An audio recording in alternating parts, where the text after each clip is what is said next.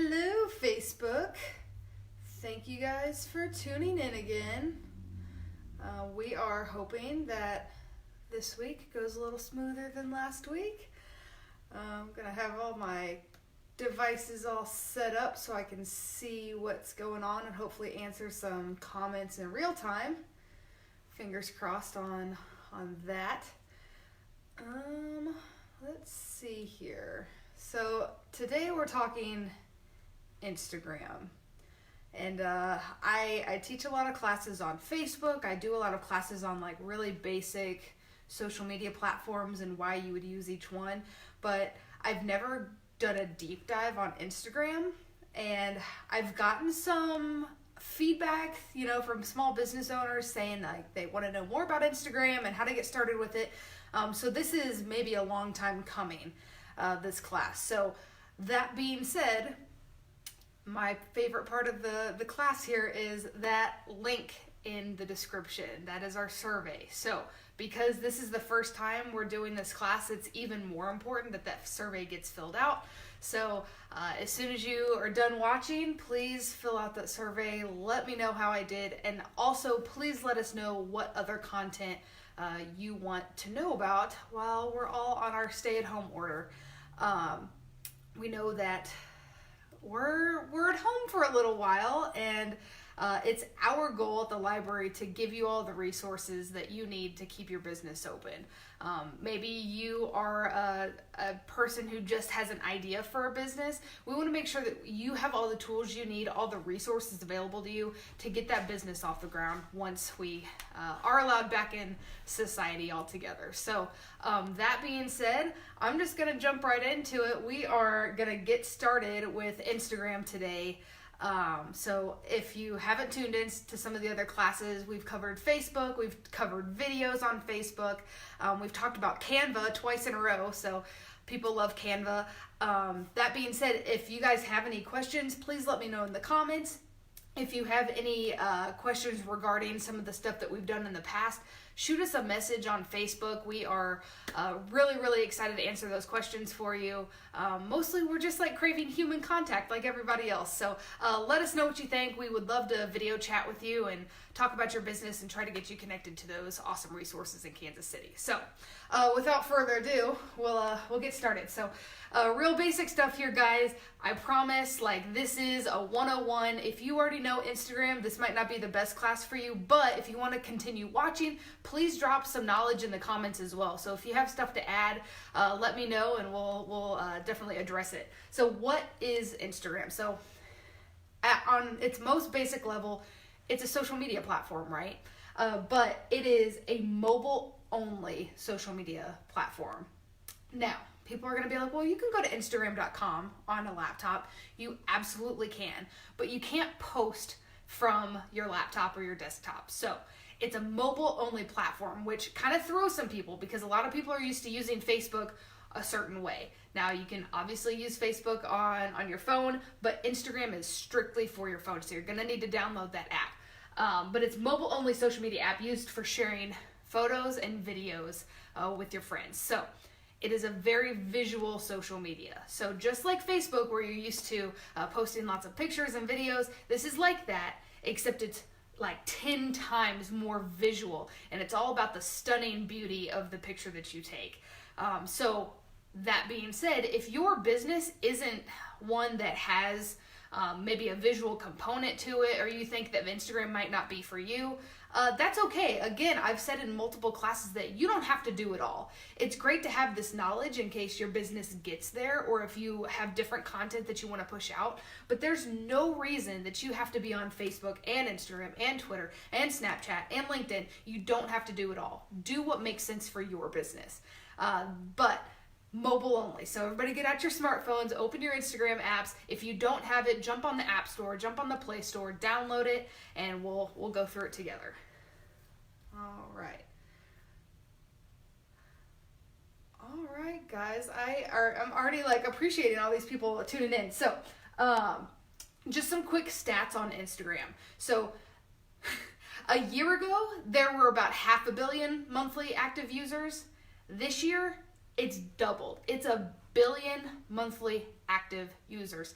That is huge, guys. And what's crazy is this number is a bunch of young folks. And I, in doing some of this research, and a lot of this can be found on some of the library resources. Statista.com has some really great resources regarding social media. More than 50% of users on Instagram follow brands, which as a business owner, this should be huge for you. This is a way for you to really connect with your customer, just like you use Facebook for that human connection, that dialogue, that conversation with your customer. Instagram's another way for you to do that. So know that people are engaging with brands. You're not in anybody's way. They elect to follow your page, and they want to see some of your really cool stuff that you've got going on. So whether you're a landscaper and you take really beautiful pictures of the end product, or maybe you're a dog groomer, I can tell you right now, guys, that I need a dog groomer in my life so badly. My dog looks like a Shetland pony. It's a really terrible time for us right now with our very fuzzy dog. But there's so many beautiful things in your business that you can take photos and videos of and post it, and your followers will engage. It's how people are using Instagram. Another thing that's really crazy is brand engagement is 10 times higher than on Facebook. Now, we can't just take this at face value. We have to kind of analyze that statistic a little bit. There are a lot more people on Facebook, and there's a lot more content on Facebook. Facebook, if we get on 1 second, we scroll for a little bit, and then we set our phone down for 10 minutes, pull our phone back up, it's completely new content, and all that stuff that we saw before is kind of lost, right? There's so much content that we get lost on Facebook. Now, Instagram's not like that. The lifetime of your post goes far longer on Instagram than it will on Facebook, which is really great for people who not only have a very visual business, but also maybe don't have time for social media. This is a platform that's going to give you a little more leniency when it comes to your consistency in your posting, or having to post 3 times a day. Instagram is not like that. Once a day is great on Instagram. Maybe if you want to post like 2 or 3 times a week, as long as you're consistent with it. But brand engagement is 10 times higher. That's insane. I mean, it really is. But we have to figure out what works for us, right? So if you are getting great brand engagement, if you're getting good audience engagement on your Facebook page, and you're trying to do the same thing on Instagram and it's not working, do what works for your business. These are not, this isn't a blanket statement for all businesses, but if you can make Instagram work for you, the numbers prove that the engagement is definitely there. So just real basic, that's what Instagram is. And when we download Instagram for the first time, we're going to create a login, we're going to create a username. So that's when we get into that @ symbol, backwards, right? The @ symbol. And so what you want to do when you're creating that for the first time is either make it your business name, your organization name, your name if you're maybe a sole proprietor and you're working under your own name, but you want to make it as close to your business name as you can. So here's my librarian in me. We have to do our research, right? We want to make sure that our name is not going to be confused with another brand, or maybe somebody already has the name that we wanted. So we have to alter our name a little bit. Do your research, figure out what works for you. A lot of what people in Kansas City do, or in big metropolitan areas, is maybe my last name's Taylor. So Taylor's a pretty common last name. And if I had a business called, Taylor Plumbing, it's my dad's business, and I were to try to find an Instagram handle that I could use, Taylor Plumbing is probably already taken. But what I might be able to do is do Taylor Plumbing KC, or KC Taylor Plumbing. So play around with it, see what works for you, and ask your audience. Ask your customers what they think and what would be easier for them to find. So that's the first thing you're going to do on Instagram, is create that handle. Make sure it's short, it's simple, and that people can find you when they search for you. All right. Why Instagram? In case I didn't already just explain why Instagram's so awesome, it's really important that everyone knows that Instagram is a completely different demographic than Facebook. Facebook is kind of like a catch-all, sort of, but there are not a lot of teenagers or younger people on Facebook. I can say that now because I'm nearing the 30-year-old mark, so I can talk about the younger demographic. But so when we're talking Instagram, we're talking the 13 to 17-year-olds are through the roof in Instagram, and the 18 to 24-year-olds, they're huge on Instagram. If those people are your customer, consider Instagram. This is going to be a really awesome spot for them. Now, I'm not saying that there are not 60-year-old men on Instagram. There are, just not as many. So if you have a Facebook account that's really active and you can see that your audience is maybe like 40 or older, but you're not hitting that 40 or younger category, consider putting some content on Instagram and seeing if you can kind of generate some more business that way.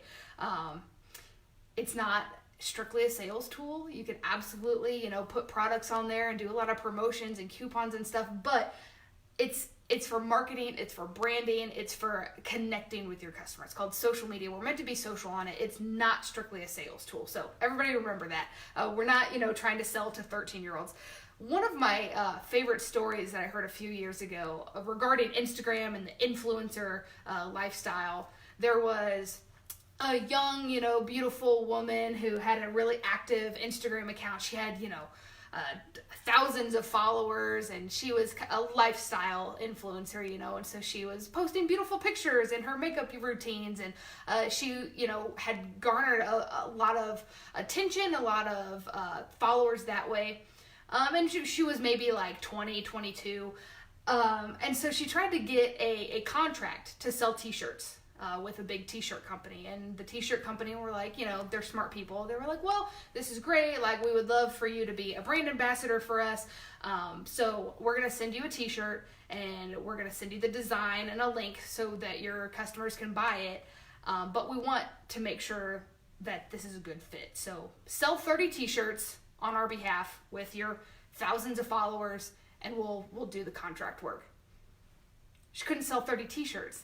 Why? Because she was a beautiful 22-year-old, and most of her followers were like 16, 17-year-old boys, right? And 16-year-old, 17-year-old boys probably don't have enough money to buy a $50 t-shirt, and their mom is certainly not following this person on Instagram. So really think about your customer. It's really, really important when we just branch out to all these different social medias. Make sure it works for you and for your business and for your business model. So the demographic is wildly different than on Facebook. And then we're talking different content. I've said it, I'll say it again. It's so visual. We're looking for stunning pictures. It's beautiful layouts and content, and we keep it simple sometimes, but we want to make sure that we're taking excellent, excellent pictures, and then we're editing those pictures to make them even better. Because Instagram, just like Facebook, we scroll at the speed of light, and we want to make sure that our content is being seen. If it's not being seen, if it's not a beautiful picture, then we're scrolling right past it. So we want to make sure that when we're on Instagram, we're really focused on what content we're putting out, because it is different than Facebook. Facebook's a catch-all. Again, Instagram is very, very specific when it comes to the visual arts. Let's see. If you already made a name but want to change it, can we without deleting everything? I want to say yes, but there's a process that goes into that, and it's going to be in your profile settings. So on your phone, like when you log into Instagram, it's going to be in that bottom right-hand corner. Check on that, look in your settings, and see if they give you that option to change your handle. I'm almost positive they're going to let you do that. It's almost harder to change your email address on Instagram than it is to change that handle. So try that, and we'll definitely follow up with you later. Brand engagement. Again, we talked about it on the last slide. The amount of people engaging with brands on Instagram is wild. Sometimes it's just because they like a brand and they want to get seen. We all secretly have this weird ego about us, not just business owners. We know that business owners have an ego, but the general population, we have this crazy pride thing that if we engage with a brand and they see us and they acknowledge us and maybe they respond back to us, it gives us this high, and it makes us feel really good about ourselves.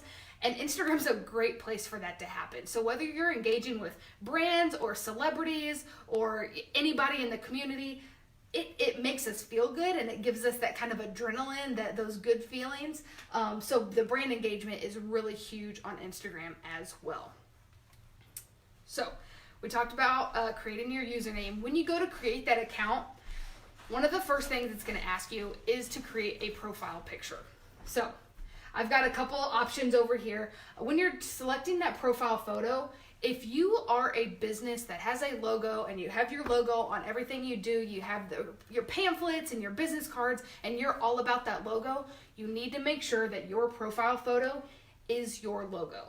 It's very, very important. Every time you comment on someone else's content, every time that you post something, this logo is going to show up. And we know that brand recognition is huge. We need to make sure that our logo is out there. Now, if you are not all about your logo, maybe you are a photographer, maybe you are an influencer, maybe you are a wannabe influencer, maybe you're a solopreneur that, people wouldn't recognize your logo, but they would recognize your face. This happens a lot with our food truckers that we work with. We know that people recognize our food trucker's face maybe more than they would recognize a logo. So we can use a picture of us as long as it is high quality and it really showcases what we are passionate about, right? So it has to be representative of your brand. So this guy, his picture is him taking a picture. He's probably a photographer. If he's not a photographer, this does not make sense for his profile picture. This is so important. It's almost the most important thing, because when people are searching for brands and they're searching for you, they need to be able to find you. The easiest way for them to find you is to verify that image. If they know you in real life and they see that picture of you, they know that it's the right one. If they know your logo in real life and they see that logo, they know it's the real one. And you're going to increase your followers that way. It's so important. So you want to make sure that it's an excellent quality. Make sure that it's centered. We've got a weird logo, so it never looks centered. But we want to make sure that, our edges aren't being cut off, because it is a circle. This is another kind of crazy thing. Facebook just recently changed their profile pictures to these circles. Makes it a little difficult when we're trying to fit a square picture that we take on our phones into a circle. But we need to take those extra precautions, and we need to maybe back up. We need to see how that is, the picture is going to look when we incorporate it into this circle profile picture. So really, really important that, you're not cutting anything off, you're not cutting off part of your logo, and that it's just very representative of your brand, and it's also really high definition. So that's kind of the bare basics of creating your account. This might be kind of difficult for you to see, but I'm going to go ahead and point some stuff out as well. So when you are creating your account, the next thing you're going to do after you create that profile photo, you're going to write your bio. Maybe not more important than your profile picture, but it's really, really important. When people are searching for you, or they are just seeing maybe what your brand is all about, they're going to have a very short period of time to read your bio, and it can't be long. It has to be simple. It has to be concise. It has to be reflective of your brand. So just a few things. We want to make sure that it's clear what we do, and that it is short and it does not take them long to read. If it takes them too long to read, they're not going to. So we want to make sure that it's nice, short, and concise. We do have the option to add a link in our bio. So we can kind of see on this example here, I don't know if you can see it or not, but right here on our Square One account, we've got the mymcpl.org/Square One website. Now, the cool thing about this website here is that we can change this as often as we want to by using this edit profile button. When we click on the edit profile button, it gives us options to change all of these things on here. So if we had a big event coming up, let's talk about Romance GenreCon for a second. This is a huge event that's going to happen in August, fingers crossed, but we're going to do a lot of promotion on Instagram about this event. Well, when we tell people to go, register for it or to find out more information, we want to make sure that their access is as quick and easy as possible. If they go to our Square One website page, they're going to have to click a few more buttons to get to the Romance GenreCon section. So what we're going to do is we would delete that link, and we would copy the Romance GenreCon link, and we'd put that in there, right? And so when we're posting pictures or posting photos about Romance GenreCon, we're going to make sure that we tell people that the link is in the bio. It's social media terms. Link in bio. And that tells your audience that any more information they need to know, they need to go to your bio and they need to click the link that's in it. So the link is really, really important. So whether that is your blog, your Facebook page, your website, wherever you want to send people, make sure that it's right there in your bio. Another thing is some contact information. So we don't have that on here because we're a mobile business, but if you wanted to stick some contact information in there, your phone number, your location, let people know where you are. So if you're brick and mortar, it might be really important for you to have that brick and mortar address on there, but let people know where you're at. And here's the fun stuff, guys. Hashtags and emojis. And I promise I'm going to talk more about hashtags a little later, but hashtags can be really important sometimes to stick those in your bios because it's another searchable function on Instagram. So people can find you just by searching a hashtag. So again, we don't have one in ours, but we could say, we're a free mobile mid-continent public library service that supports local, and we could have put hashtag entrepreneurs, right? And so this would be a way for people who are searching entrepreneur hashtag to find us. So we can utilize hashtags in our bio. Don't go crazy. Don't hashtag every single word, but maybe pick a few words that are going to be big highlight keywords, and we can hashtag those. And emojis. Everybody's favorite emoji, right? We're back to hieroglyphics, basically. We're talking through pictures. So emojis are really, they're interesting when it comes to like psychology. We know that we like pictures, and another weird thing that pictures do is it creates more space between text.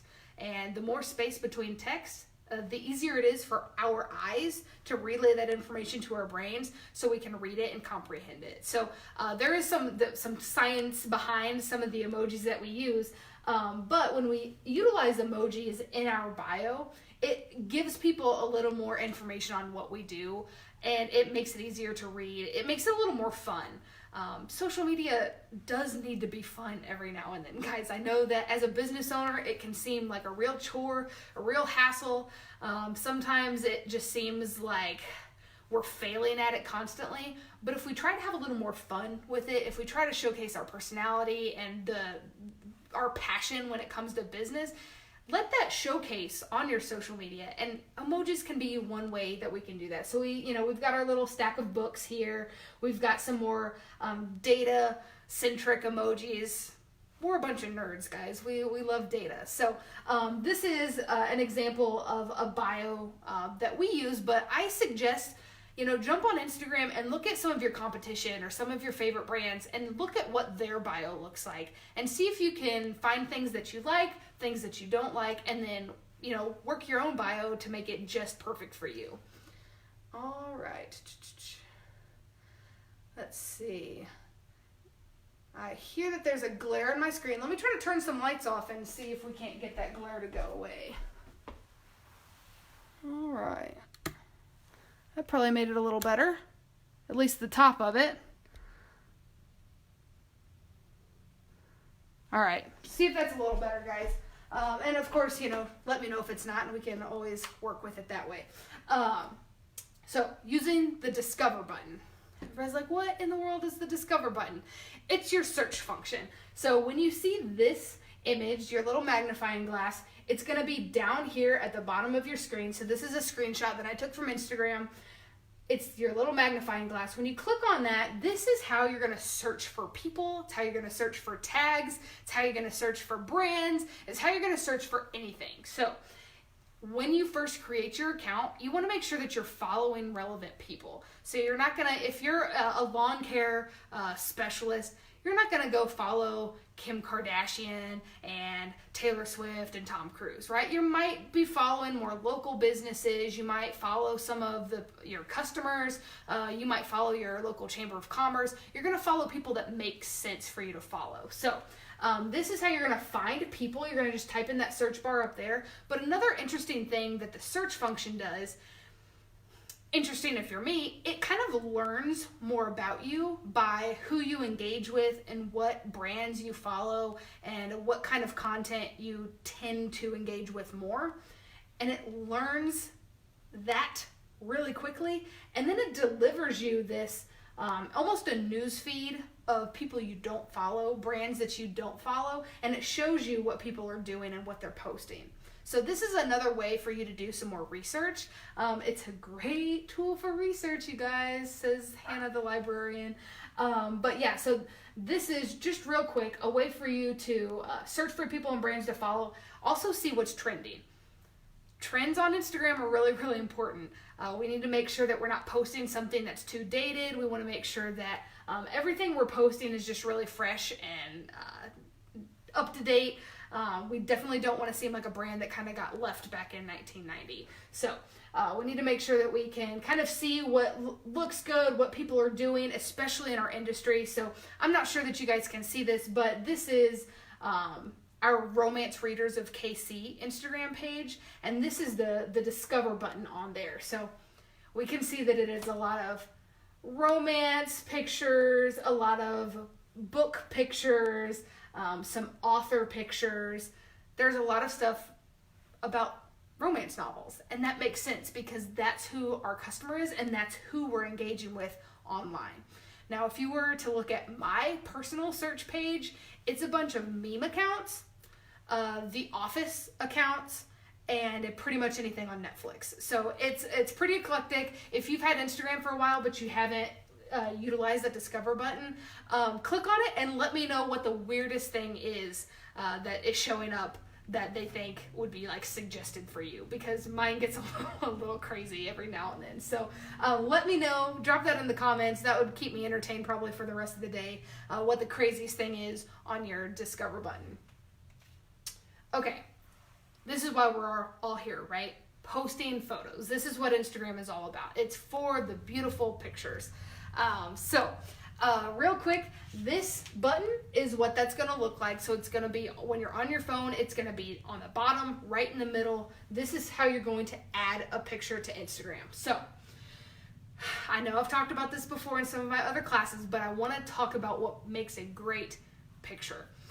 So we have to take great pictures. Why? Because I've already said it a million times. Instagram is for pretty, beautiful, amazing, quality, the best pictures in the entire world need to go on Instagram. So things that we need to think about is be creative when it comes to some of the pictures. Instagram is giving you an outlet to do something that maybe you're uncomfortable with, which should be an opportunity for us, right? To do something a little outside our comfort zone. So get a little creative, do something a little crazy, play around with some stuff. This is not the time to take the picture that you've been taking for the last 10 years.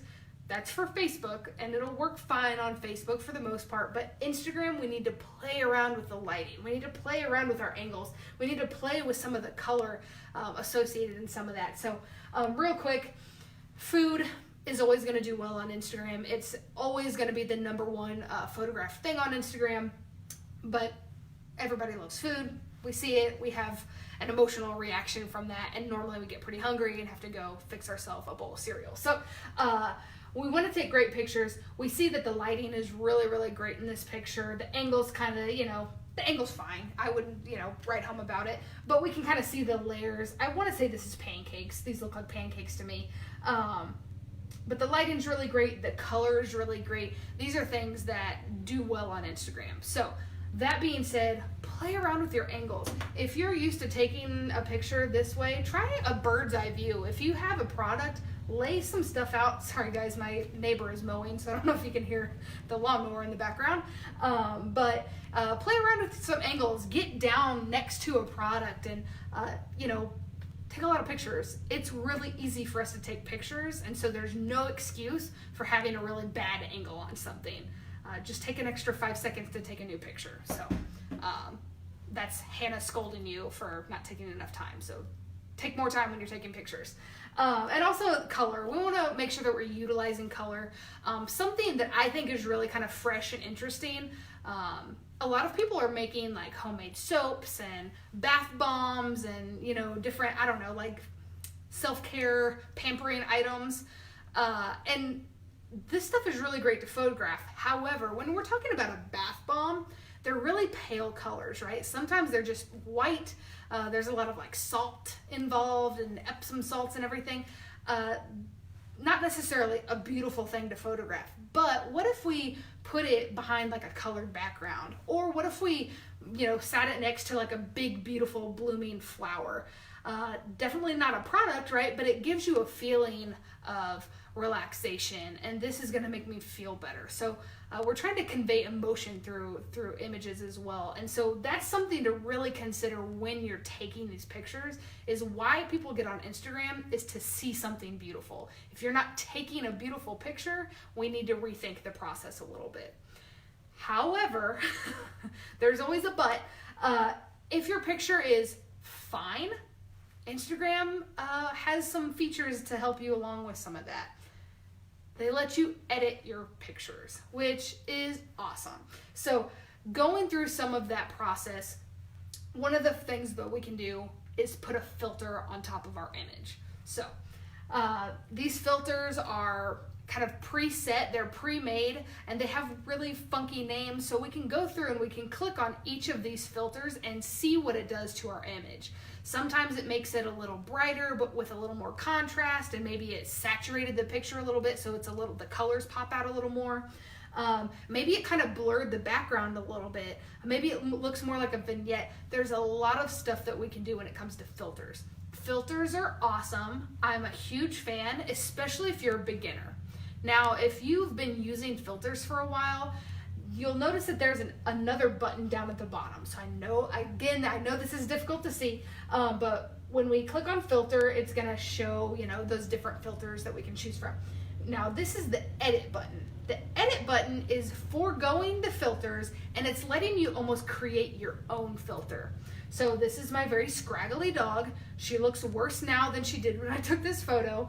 But we can adjust lots of different stuff on here. So just a few things that we can highlight: the brightness. So we can brighten this image up. So maybe photographing black dogs is difficult anyway, but when we brighten it up, it does help a little bit. So some of these things might get a little brighter. We can play with the contrast and let her fur get even darker than it already is. We can play with the structure. Right now, I know you can't see it super close, but if we wanted to play with the structure, her hair, we could really pull the structure out of her hair and make her look super, super soft and blurry almost, or we can sharpen it really to the max, and you can see almost every little strand of hair. We can play with the warmth, so take all the blues and the cool colors out of the picture and make it really warm and bright and almost sunsetty. And we can play with the saturation, right? There's not a bunch of color, but she is wearing a pink bandana. If I play with that saturation, that pink is gonna really pop. So there's a ton of stuff that we can do when it comes to editing our pictures. So for those non-professional photographers out there, play around with some of this stuff. I just told you your photos have to be beautiful. Play around with these and make your photos better. Now, if you don't know what makes a good picture, ask your family, ask your friends, ask your customers, and just say, hey, I edited this picture. Do you like the original, or do you like the edited version? Or do you like the edited version I did 20 times after that? Ask, see what looks good, see what your customers engage with. And then you're kind of gonna learn what works for you and what works for your brand. I've been using lawn care a lot lately, but think about a beautiful lawn picture, right? It's not like dead grass. It's really bright green grass that you can see the individual blades and maybe a little bit of dew, just kind of sprinkled on top. They're beautiful, beautiful pictures, and it really makes us engage with a brand, which is what we are after. All right. Another thing we can do, highlights and shadows, super cool. I suggest playing around with that. We can kind of make things, pull out a little further. And then the vignette function. So it would take this image and it would kind of darken the corners a little bit. And so the subject right in the middle would really stand out there. So again, play around with it and show me what you guys are doing. If you need suggestions on maybe what might look good or what might not look good, shoot me a message on Facebook. I'm really excited to see what you guys have been playing around with. Last week, a bunch of people sent me their Canva creations, and that was really fun for me. So include me in your business. I would love to look at it. So that's a little bit just on editing your pictures. Captioning. I don't have to tell you that caption your photos is also really, really important. So the first thing, once we figure out how the composition of our picture is going to be, we've edited it, maybe we've put in a filter on top of it, we're going to caption it. So that's when we have just a little bit of space down, and we're going to talk about this picture. So this is a post that the Nelson Atkins Museum posted yesterday or 2 days ago, and they captioned, "French painter," I can't pronounce that, "produced hundreds of brilliantly colored floral still lifes, ... So we're going to get to that, right? It gives you 2 lines before it cuts you off. Now, this isn't Twitter where it's not going to let you post anymore, but what it does is, and I know you can't see this, but in this image, you've got your 2 lines and then the ... and there's the word more. If we click on more, it's going to open us up to the full caption. And a lot of people are utilizing this function, but think about your customers. And if they're scrolling mindlessly, those 2 lines combined with that picture has to be really, really good to get them to click more, to learn more about it. So you've got 2 lines to make it really stand out and pop and grab people's interest. So you want to make sure that you're utilizing that to the best of your ability. So what can we do? We can just keep it simple. Sometimes we can just say a few words and we don't have to worry about the more. But sometimes life isn't that easy and we have to say a little bit more about it. So we just want to make sure it's nice and concise and simple and fresh and conveys what we're trying to say, conveys our message the perfect way. We need to engage our audience. So maybe we're asking a question. Maybe that we have a call to action, or we want them to go buy a ticket or to join us or to order now. There's going to be a lot of stuff that sounds a little more salesy, but we can engage our audience in a different way by just asking them questions or inviting them into our life. So it's just another thing to keep on top of mind is every single thing we do on social media is not for you. It's for your customer. So always have that mindset of, I'm going to take this picture and I'm going to edit it. Will my customer like it? Okay, I'm going to post it and I'm going to create a caption for it.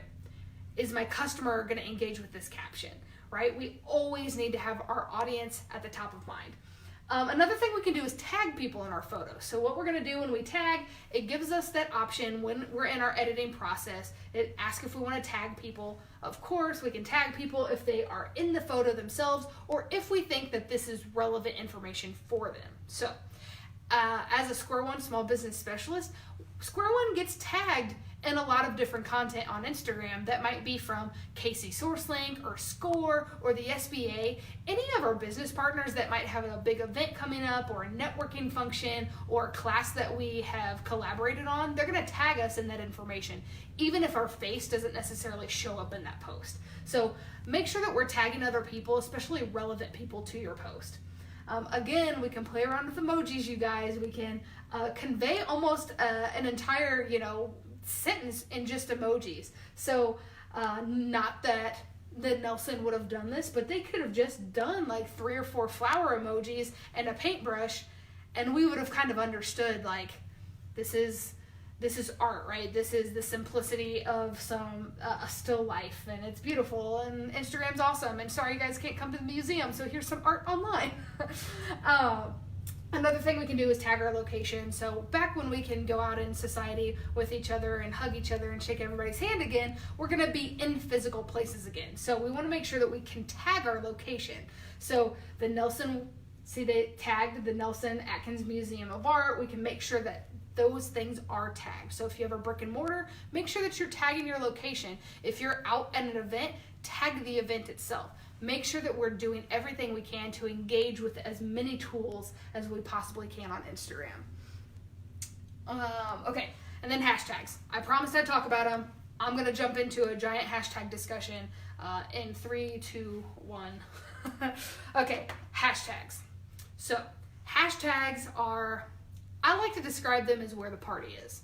So we know that it's our little pound sign, right? We've got our awesome little pound sign, and whatever follows that is our hashtag. So when we click on those are links, and they take us to a pool of images and other posts that have been tagged with that same hashtag. So a great example, one of my favorites, is hashtag Chiefs Kingdom. Right? We're all in Kansas City. I say we're all in Kansas City, but I'm guessing we probably have some viewers that are not necessarily in Kansas City right now.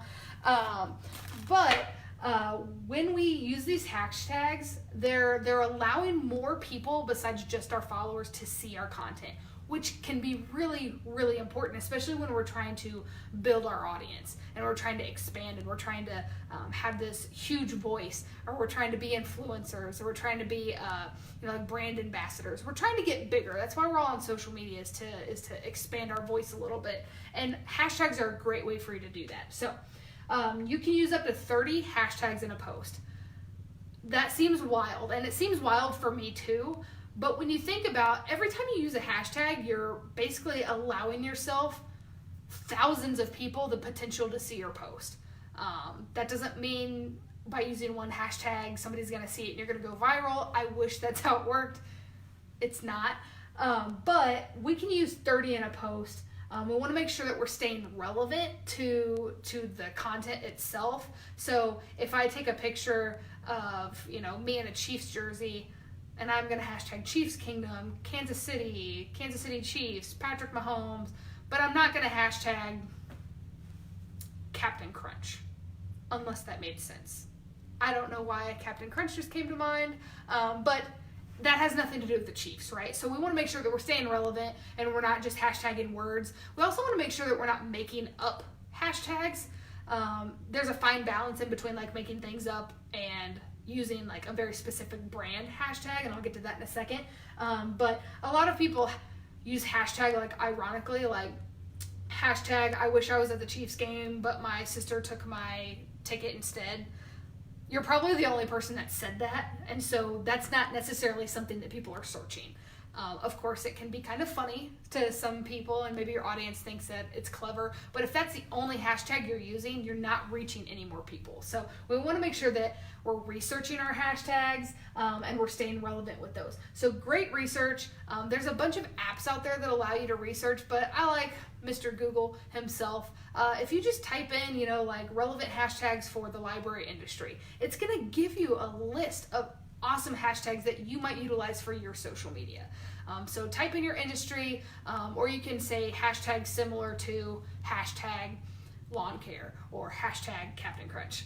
And we want to make sure that when we find hashtags that work for us, keep a separate document just full of those, because I promise there is almost nothing worse than getting like your 30 perfect hashtags and then posting it and then not being able to copy those and paste them in the next one. So we want to make sure that we're keeping very organized documents about, okay, well, if I'm going to post Hannah holding a book and I'm talking about my romance book that I just finished, I want to make sure that those hashtags are relevant to libraries and romance readers and maybe to be read piles and all of these different things that surround like literary stuff. But if I'm at a business event and maybe I took a picture with the president of a chamber of commerce, I'm not going to hashtag like romance readers, right? That has nothing to do with what I'm talking about. So I want to keep separate lists of hashtags for different occasions. I hope that makes sense. Let me know if it doesn't and we can talk about it some more. And then another thing, so I said don't make up hashtag names unless you're creating a branded hashtag. So if you're a business and you want to hashtag your business name so you can kind of collect all of your posts and also some of the other posts that people might use. So Square One has our hashtag #SquareOneBiz. And so when people use that in the community, and I can't say that there are a bunch of people using that hashtag on a daily basis, but when they're at our events, we let them know, hey, if you take a picture, feel free to tag us or, tag us with the @ symbol, but also use the hashtag #SquareOneBiz, because that allows us to find it, and it kind of, there's another form of connection there. So you can always create a branded hashtag, keep it short, keep it relevant, and do your research again, because you don't want to use a hashtag that is already in use, or maybe you don't necessarily have like ownership on. So make sure that your hashtag that you're creating makes sense for your business and it's not going to get lost in a bunch of other stuff. Just as an example, a lawn care person, you're not going to type in like Kansas City lawn care because somebody's people have already been using Kansas City lawn care, probably. I don't know. I haven't looked it up. But we want to make sure that it's really specific to our business. I give this example when I do one-on-ones about Instagram. This is probably the one post that I've gotten the most attention for on my personal Instagram account. My wife and I took a trip to Austin last year, and we stayed in a tiny home, and it was fun because it's like tiny, but I would never want to live one in real life. Especially, oh my God, during quarantine, we would kill each other. That's beside the point. But what I did when I posted this picture, I went through and I edited it, and I made it brighter, and I did the contrast, and I played around with it to make it a good picture. And then I went to town on some of these hashtags. So just a few of them. Hashtag Austin Tiny Homes. Hashtag Tiny House. Hashtag Tiny House Austin. Hashtag Sustainable Living. Hashtag Keep Austin Weird. Hashtag Hippie Life. You see that there's a theme here, right? I'm hashtagging lots of different things. And why? I did this so more people could see this post. And what happened was I probably got like 200 likes, and I know some people are probably like, 200, that's like nothing. It's a lot for me. I do not have a lot of followers on Instagram. But that's kind of part of the magic. 200 likes on this, and if I looked individually at the people who liked that content, I was only friends or connected with about a third of those people. The other 2/3 of that 200 were people that found me through these hashtags. And so that's kind of the power of hashtags if we utilize them correctly. So let me know if that makes sense. Let me know what hashtags you guys are using. I would be super, super interested in some of that. Hi guys. Hi Dan. Hi Dan. I don't know if you're still watching. That was like 4 minutes ago. Anyway, so notifications. This is real quick. We know what notifications are. We see them on Facebook all the time. Those are little red icons. But your notifications button is going to be a little heart. Again, it's going to be on that bottom panel on your Instagram app. It's going to be on the bottom second from the right, and that's how you're going to see who's engaging with your stuff and who's tagging you and liking your content and commenting. Something that I really want to point out is when people comment, so this is what it's going to look like. It's going to show you like your activity, and it's going to show you when they did that. So I took this screenshot today. I had 70 something people like my video a week ago, and it's showing you what is happening. So it's giving you good progress on some of your content that's gone out. But some of the most important things that you can do is when people comment, when they say a little more than just liking it, we want to make sure that we're replying back to those people. Even if it's just replying back a simple emoji or just a thank you, whatever we need to say to respond back to them is all helping the algorithms. And we know that we live and breathe by the social media algorithms. So when we reply back to people, if this post maybe had like 5 comments on it and I replied back to every single one, now it has 10 comments on it. That's better than 5. And Instagram understands that. And it's like, wow, this is really driving discussion. This is a really popular post. So we're going to show it to more people and we're going to push it up the news feed. And if we get a lot of engagement on a post, then we're going to find ourselves on that Discover page on other people's accounts, which is the dream, right? We want more people to see our content. So again, kind of this has nothing to do with notifications, but we need to remember the golden rule, right? Like, do unto others as we want them to do unto us, right? So if we want people to like our content and comment on our content, we need to be doing the same for them. So if you have a business account on Instagram, you're posting, maybe you're a restaurant, you're posting different recipes and menu items and your storefront and all these different things, we want to make sure that we're also engaging with the other people in our community, and we're engaging when our customers tag us and stuff, and we're engaging. That's the point of social media, is to be social with each other. It's not a tool for you to just use for sales. We are trying to make real human connections with people, and now is more important than ever to have those human connections. We are all itching for it right now, which is why I feel like I'm just talking to a bunch of people, and I'm really happy about it because I know that there are people on the other line. But we need to engage with people, and when we comment on other people's stuff, we like other people's stuff, we give them that little high, that little feeling of somebody's watching, somebody's listening. And what happens is you kind of develop this relationship online, and they're going to start looking at your stuff more often. They're going to start liking your content and commenting on your content, which is helping both of your businesses or both of your accounts with that nasty algorithm. So don't post something and just let it go and let it live. Check your Instagram accounts. Go through and like a bunch of people's stuff. I mean, don't just go through and like every single thing that you see on your newsfeed, but really be genuine about it. And authenticity is so, so important on social media. Our customers are smart. They know fake when they see it. They know when people are maybe not being super authentic and not being genuine. So just really come across as a real person, and they're going to appreciate that a lot more. So that was me on my little soapbox. I'll get back to the presentation here real quick. We're already, it's incredible that I can just talk for 50 minutes and not even know that I've been talking for almost an hour. It feels like I've been down here for maybe 15 minutes. So anyway, we're almost done. I'll be checking some of the comments on here as well. One of my computers just died, so that's always fun.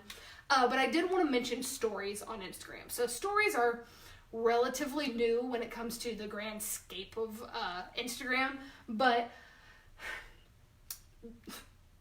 there's probably a better definition for Instagram stories than what I thought of this morning, but stories are like visual personal folders that collect, your content for 24 hours. So if you take a picture or you take multiple pictures or videos and you post it to your story, that story sticks around for 24 hours and then it's gone and people can't see it again. So this is an example of what that looks like. On the Square One account, we can see that Happy Gillis, they were live at the time, but they have their story. That's what that ring means around their icon, is that they have a story that's active right now. So in the last 24 hours, they've added to it. And so if we clicked on this, we'd be able to watch what that story was. And it might be one picture, it might be 20 pictures, it might be, 6 different videos. It could be whatever, but stories are really cool because it's another way for us to connect with our customer and show some of that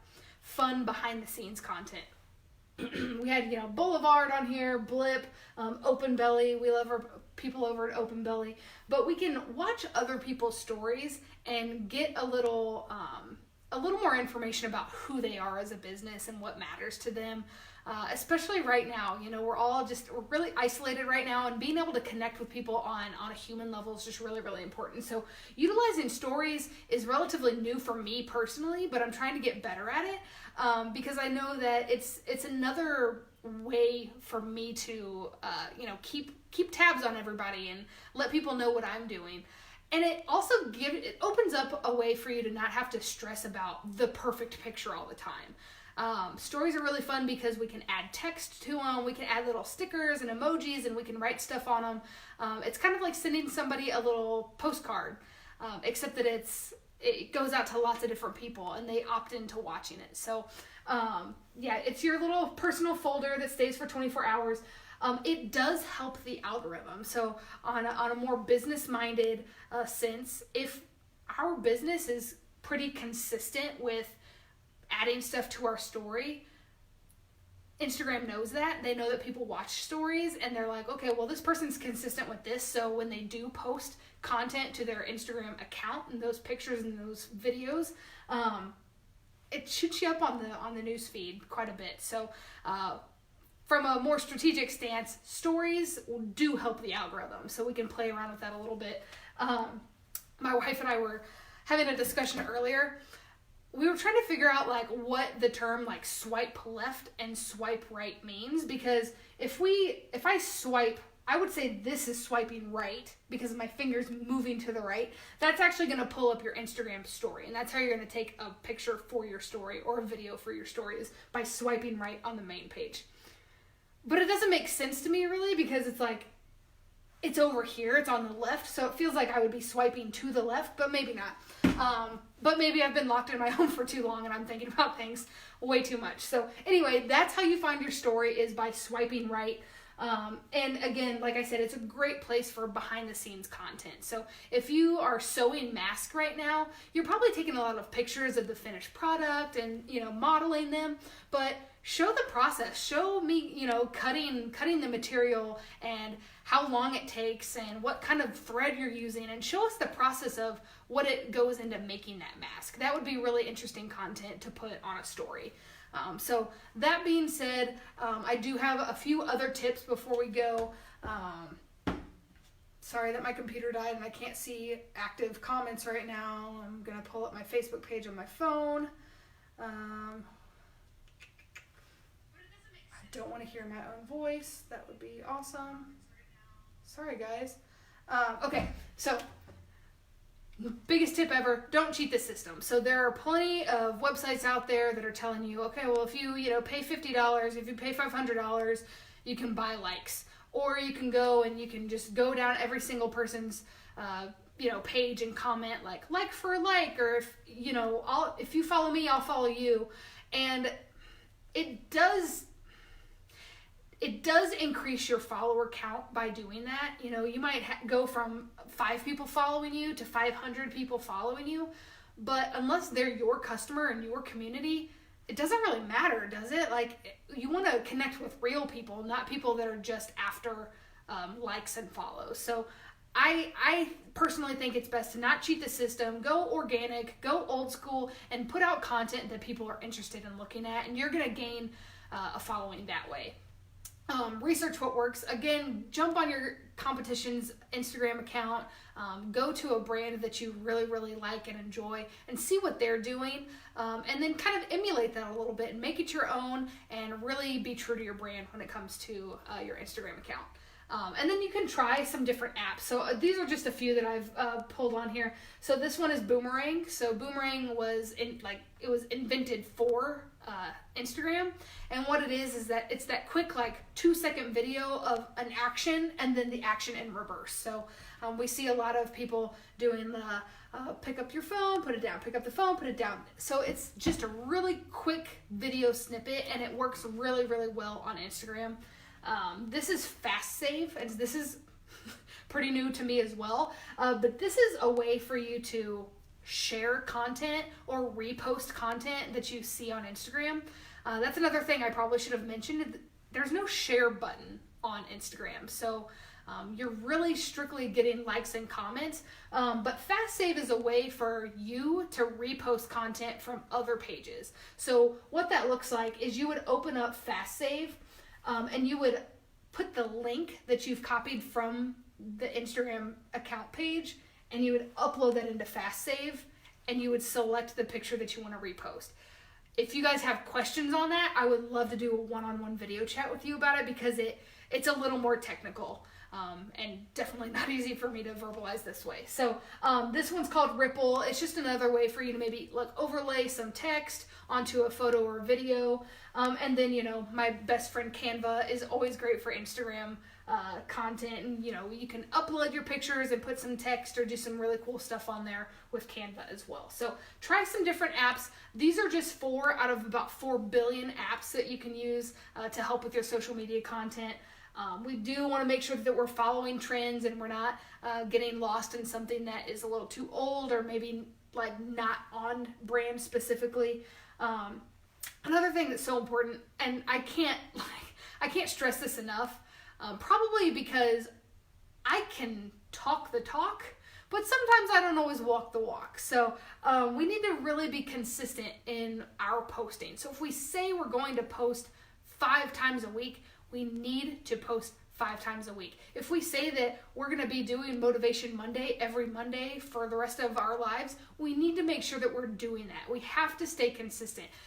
Social media is all about trust. We need to make sure that we are having those human connections, and part of that is trust and transparency. And when we're not consistent with our customer, we seem like maybe we're flaky, or we jumped on a trend, or we thought Instagram was cool for a week or 2 and then we just fell off. So if you're going to do it, but don't try to bite off more than you can chew, because if you say, I'm going to post every single day, it gets old really, really quickly. So just be aware of that, and maybe, try a scheduling app, or just sit down with a piece of paper and a pen and write out, Monday I would like to post this or something like this. And then I'm not going to post again until Wednesday, and I'm going to post this. And then I'm going to post on Friday, and I'm going to post this. And create a calendar for yourself. And it gives you a little idea of how you can be consistent and what you need to do to prepare for those uploads.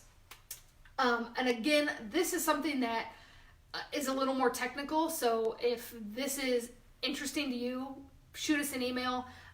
But using a business account on Instagram. So when you create an account for the first time, it's not necessarily a business account. It's probably just a personal account.